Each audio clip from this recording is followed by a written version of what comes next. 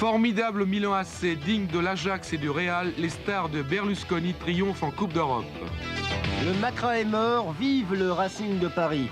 Tout sur le renouveau d'un club. Papin a encore frappé, Marseille en route pour le doublé. Dans l'autre demi-finale, rien n'est joué entre Monaco et Sochaux. Mesdames, Mesdemoiselles, Messieurs, bonjour, bienvenue sur le plateau de Téléfoot. L'événement de ce week-end, il se déroule actuellement à Montpellier, où les deux stars de l'équipe de France Espoir, Paille et Cantona, sont sur le point de signer. Nous devons avoir actuellement en ligne le bon président Louis Nicolin. Président, vous m'entendez? Président Nicolin? Non? Bon, ça sera peut-être pour plus tard. De toute façon, il va être question de transfert en ce début d'émission. Nous suivons donc Yves Cubfermin qui nous fait le point.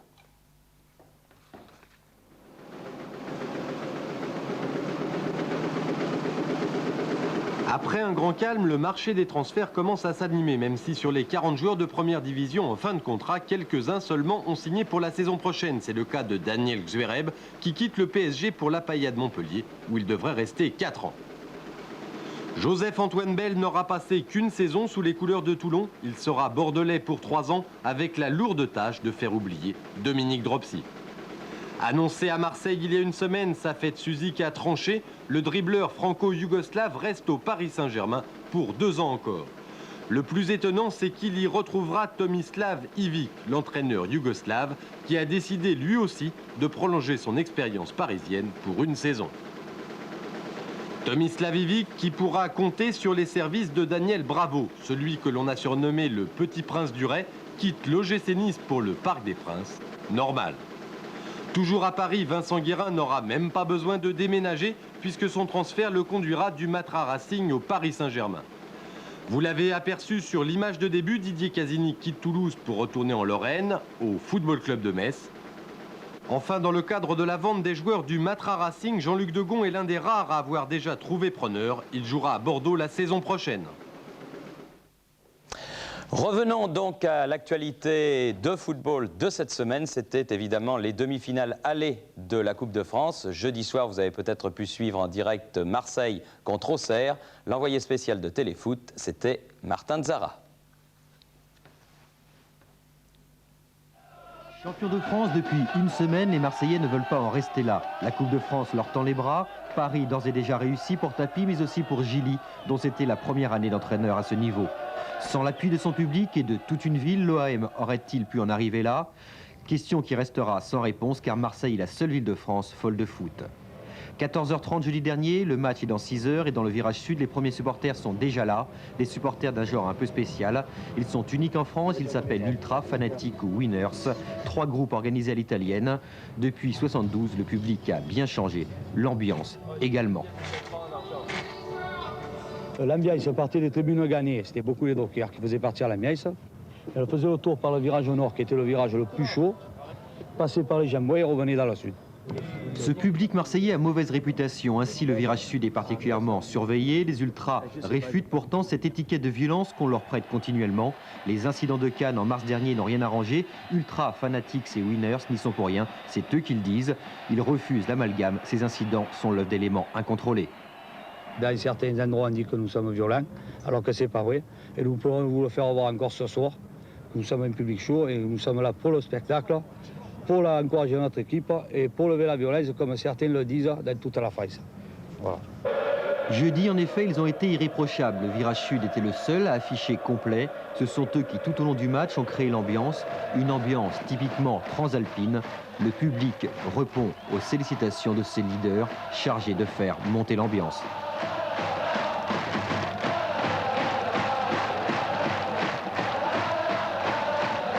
L'exemple vient de l'Italie.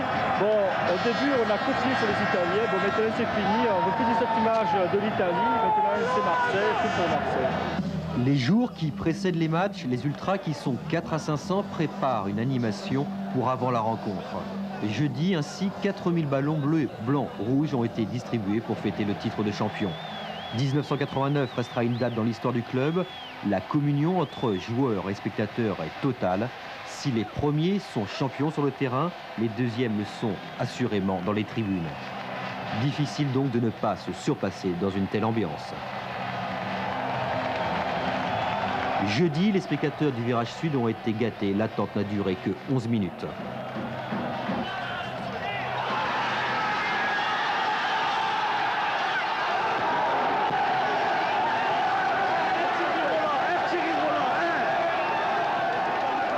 Explosion de joie, vous l'avez compris, l'OM a marqué, ça commence donc plutôt bien.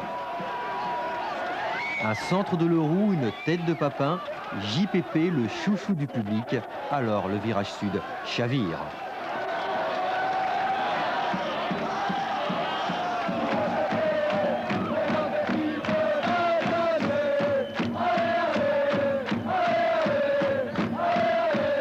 À la mi-temps, en deuxième période, Marseille souffre. Les contres de Vairua et Cocard font passer des frissons aux ultras.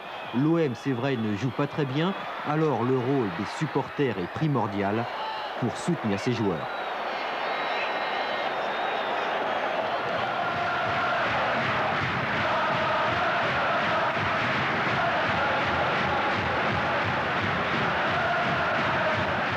C'est à 10 minutes de la fin que Vercruis, rentré peu avant, libère les 20 000 spectateurs. L'OM l'emporte 2-0, le score idéal pour un match de coupe. Dans les tribunes, on pense déjà à la finale de Paris. Et combien d'entre eux seront au Parc des Princes? À 2 reprises, l'OM manque d'un cheveu d'inscrire un 3e but dans les dernières secondes.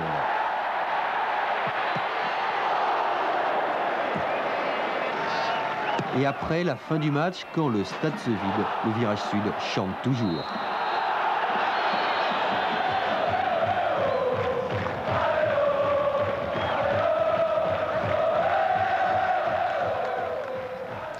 Giroud, l'entraîneur d'Auxerre, devait être l'invité de cette émission de téléfoot. Seulement, les Auxerrois ont entraînement ce matin. Nous recevrons Giroud à l'occasion d'un prochain dimanche, mais comme la bande-annonce qui va suivre va vous le prouver, Auxerre ne sera pas totalement absent de la télévision. Il sera même très présent au cours de l'émission Reportage, le magazine de l'actualité. Ah, Jacques, on t'attendait, voilà. Le président de Sochaux repartira avec les 3 bouteilles de bon vin, offrande traditionnelle aux visiteurs. Madame, un petit coup de chaud. Non plus, alors un petit coup de chaud pour Suzanne, une autre bouteille. Parce que je peux, mon petit. Nous sommes sous les tribunes du stade, entre vestiaires et douches, dans la salle de réception. Il y a du patronage dans ce banquet d'après-match souhaité par Giroud, avec les joueurs, femmes et enfants. Le président y côtoie le responsable de la buvette, qui côtoie le trésorier. Et il y a même l'industriel sponsor qui met la main à la pâte. Vous avez reconnu la voix de Jacques Segui, qu'il fut en son temps un éminent journaliste sportif. Autre éminent journaliste sportif, Frédéric Jaillant, qui nous présente maintenant la question Minitel de la semaine. Frédéric, bonjour. Oui, bonjour Thierry. Elle concerne la Coupe de France. Je vous la lis sans plus tarder. Souhaiteriez-vous que la Coupe de France se joue en match aller et retour, sur un match, sur terrain neutre alors, ou alors troisième possibilité, sur un match, mais cette fois sur le terrain du premier nommé au tirage? Une question qui peut avoir son importance. En effet, la saison prochaine, la formule de la Coupe sera modifiée. Elle se jouera sur un match, ça on le sait, ça fait partie des mesures récemment annoncées. Mais on ne sait pas si ce sera sur le terrain du premier nommé, précisément, ou sur terrain neutre. Alors je vous le dis, ce vote peut avoir son importance, il peut influencer peut-être une décision prochaine. Pour voter précisément le 3615, code TF1, comme d'habitude, jusqu'à 12h30, pendant 1 heure environ. Le résultat tout à l'heure, Thierry. Résultat tout à l'heure d'une question effectivement très importante. Tout à l'heure, nous avons fait la connaissance des supporters de l'équipe de Marseille. Eh bien, avec Dominique Grimaud, et à l'occasion de l'autre demi-finale, nous allons découvrir les supporters monégasques. Dominique Grimaud, Monaco-Sochaux. En matière de football, Monaco se situe à des milliers de kilomètres de Marseille. Nous sommes ici à quelques mètres du stade Louis II, en pleine effervescence avant ce match Monaco-Sochaux. En fait, Monaco a un supporter, un vrai supporter. Nous venons de le rencontrer. En fait, je pense que mon père, le prince souverain, est le véritable supporter numéro 1.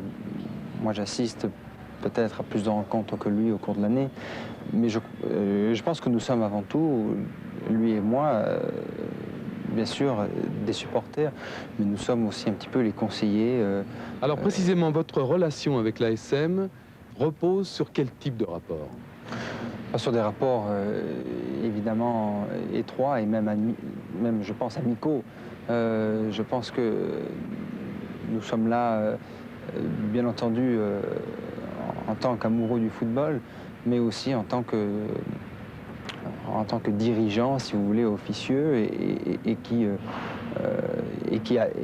appuie toutes les décisions qui nous semblent bonnes concernant l'équipe et concernant son bon fonctionnement.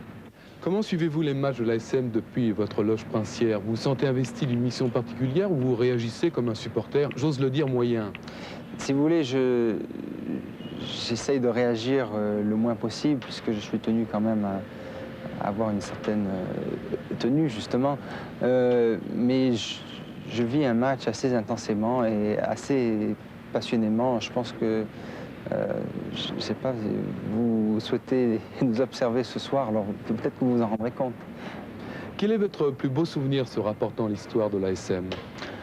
Oh, je pense que... Enfin, moi, je me souviens, je n'avais que 5 ans à l'époque, mais je me souviens du doublé coupe championnat que l'ASM avait réalisé. Enfin, je me souviens de la venue des joueurs au Palais où nous avions reçu et félicité. Et c'était déjà un premier contact avec les professionnels du football et avec, si vous voulez, les grands qui ont triomphé à l'époque. 30 ans ou presque ont passé et Monaco, magique carte postale, n'a pas changé, coincé entre le ciel et l'eau, ses traditions, ses voitures de luxe et ses casinos. Image éternelle, oui, avec tout là-haut à la turbie adossée à la roche abrupte, le repère des joueurs de Monaco.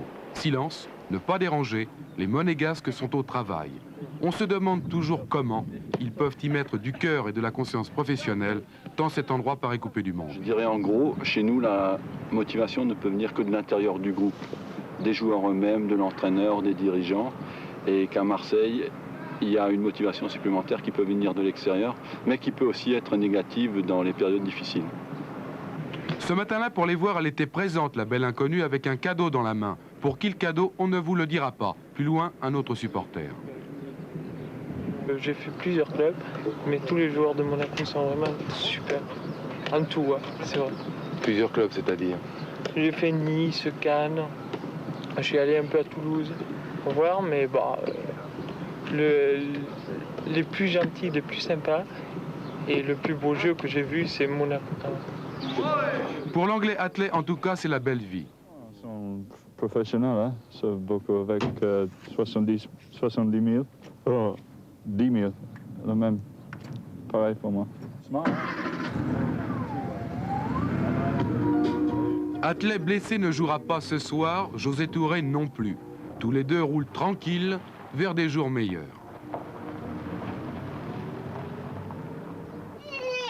Glenn Hoddle, lui, est serein, père et joueur modèle. Dans une heure, le match, le stade Louis II est encore désert lorsque surgissent les supporters. Ils sont 800 officiellement à Monaco, dont 150 Italiens. Nous sommes peu nombreux, mais nous avons quand même la particularité d'avoir la meilleure densité. Je m'explique, nous sommes quand même une ville de 20 000 habitants, nous avons 800 supporters. Je pense qu'au niveau des proportions, nous sommes nettement au niveau. Dans la tribune sud et en plan rapproché, on pourrait se croire dans un stade en pleine ébullition. Du calme pourtant, ne rêvons pas. C'est vrai qu'on est obligé de se satisfaire de ce public, qui est un public de qualité, mais qui malheureusement est nettement inférieur en quantité de public de nos villes voisines du sud-est. Vendredi soir, pour ce match contre Sochaux, l'ambiance s'est vite éteinte. Bien sûr, il y eut cet essai de Manuel Amoros. Puis ce coup de force et de classe de Georges Weah. On y a cru, mais non, Rousset était à la parade. Déception pour Monaco et son jeune supporter. Il est des soirs comme ça où rien ne va. Tenez, voyez, seconde mi-temps, Monaco attaque. Passe acrobatique de Petit pour la tête de Weah encore. Rousset battu, non. La balle tombe sur le poteau et revient dans les bras de Rousset. Le ralenti est éloquent.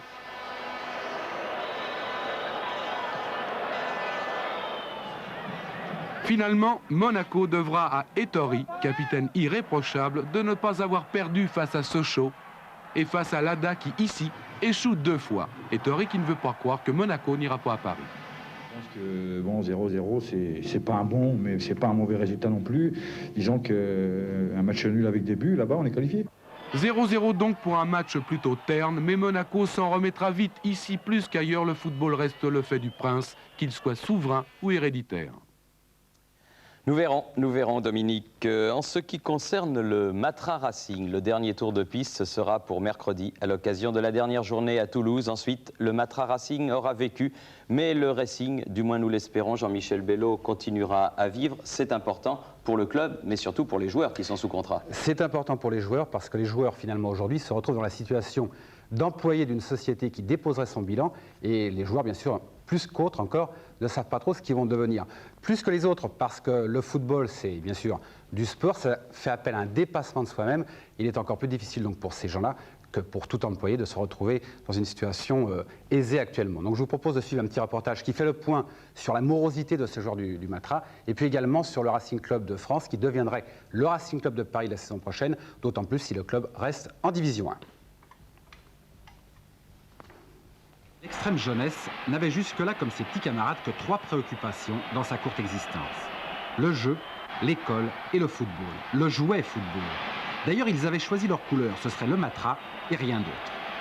Et puis début avril, après plusieurs mois orageux, c'est le coup de tonnerre. Ces supporters en herbe constatent un beau matin, par la voix de Jean-Luc Lagardère, que le joueur en question est brisé.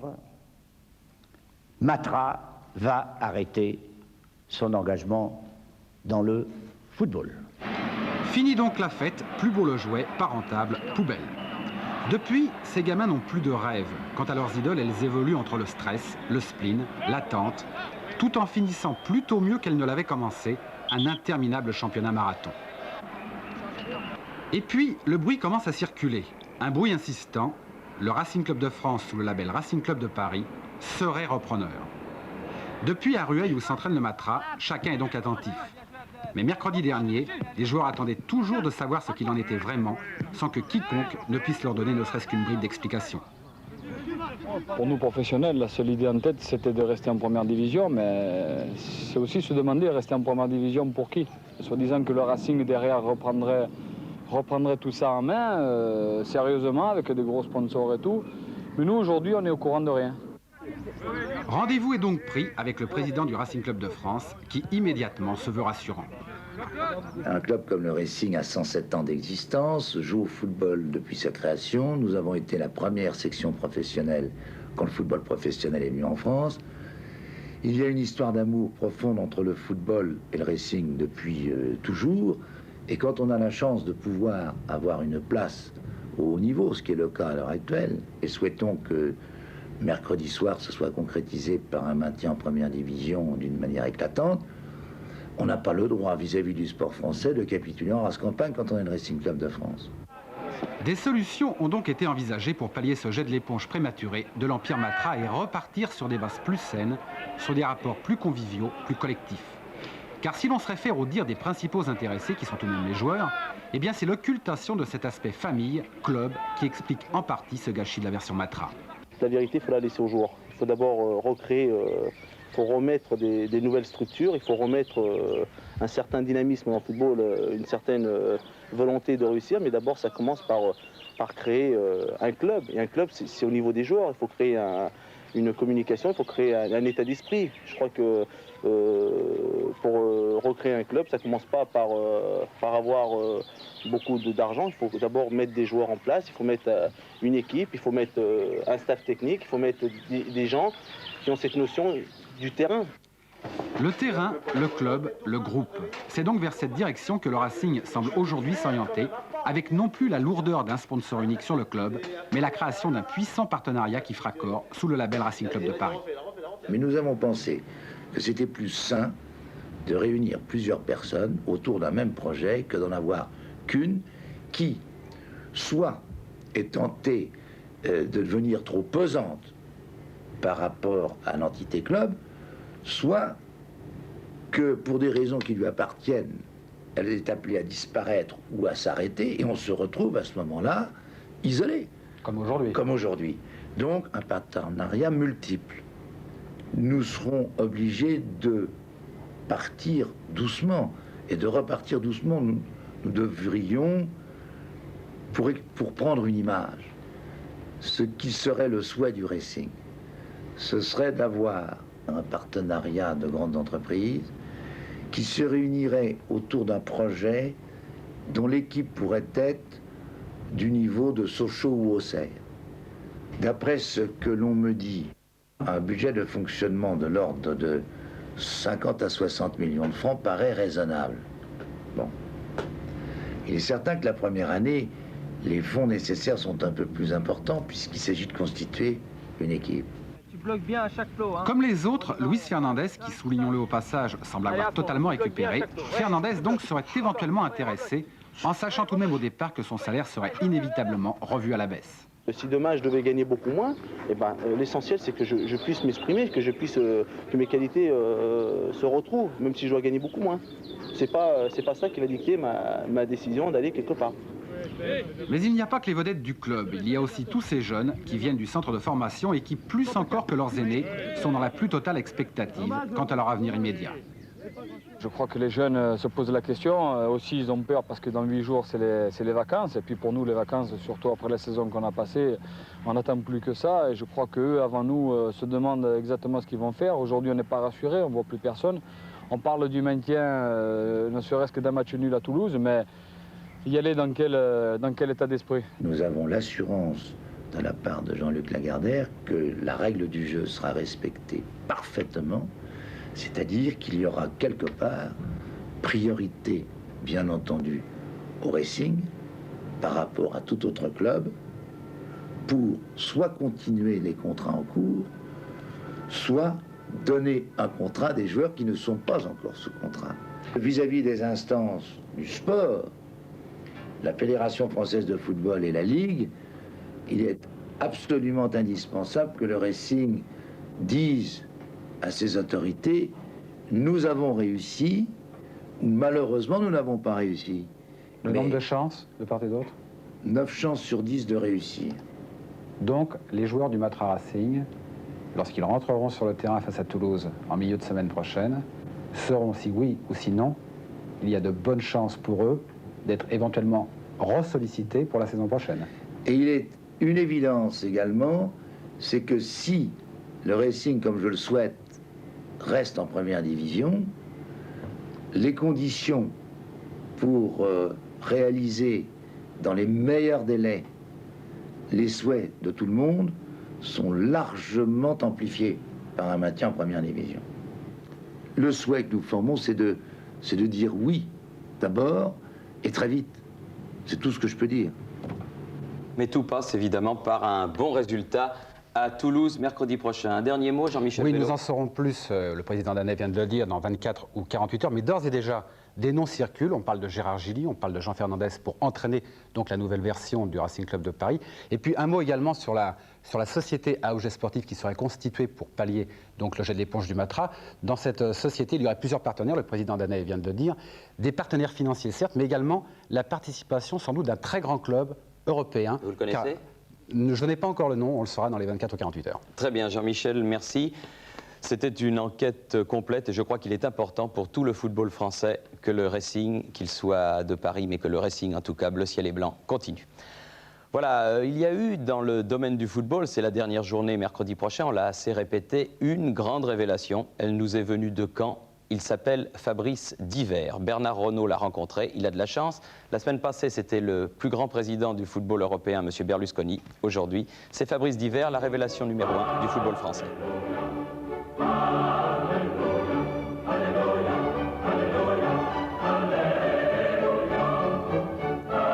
Mes très chers frères, si Caen se maintient en première division, il faudra ajouter un saint au calendrier. Saint Divert, le sauveur de l'équipe normande. Par 2 fois, mes bien chers frères, en l'espace d'une semaine, Fabrice Divert, plongé dans ses faire-part de mariage, a chassé le démon de la relégation.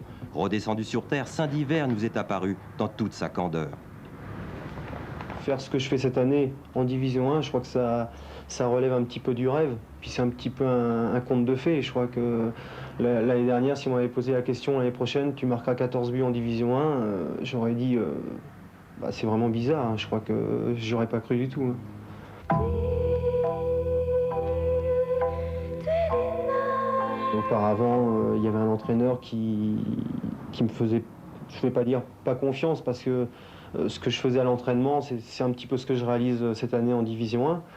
Mais le problème qu'il y avait, c'était simplement que il y avait une équipe telle que je ne pensais pas être tellement titulaire par rapport à ces joueurs-là.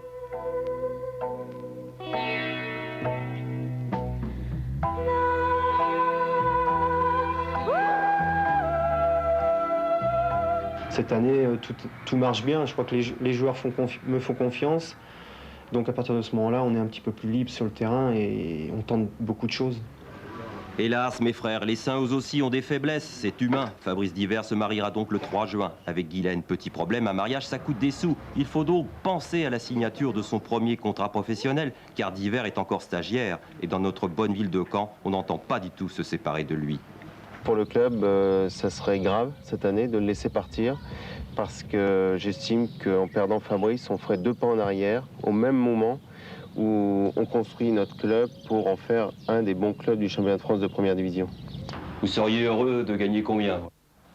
Je sais pas, déjà avec René Charrier, celui qui s'occupe de moi, on a basé notre salaire à peu près sur 25 000 francs. Donc je crois que le club a pas dit oui aussitôt. Donc pour l'instant, les négociations, ça se fera à partir du moment où on aura fini le dernier match. Il est évident que si on reste en D1, il y aura la possibilité peut-être d'avoir un peu plus, mais ça, on peut pas le dire. Il pourrait prétendre, dire pourquoi on me laisse pas partir, je vais gagner plus d'argent, je vais jouer une Coupe d'Europe. Non, c'est qu'il faut qu'il comprenne que lui, grâce au club, il peut s'exprimer et nous, on a besoin de lui pour stabiliser le club, l'équipe, et qu'à partir du moment où on aura trouvé un remplaçant, où on ne pourra plus lui offrir ce que d'autres clubs lui offrent, c'est tout à fait logique qu'il parte. Donc c'est dans sa tête que tout va se passer. Et je crois que moi, personnellement, je pense qu'il est bien dans sa tête.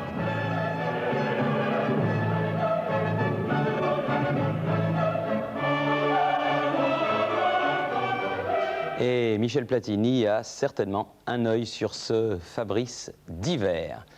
Vous restez avec nous pour le football international, pour les barrages, pour la 3e division, bref, pour la suite de Téléfoot. C'est dans un court instant, après la traditionnelle page de pub. À tout de suite.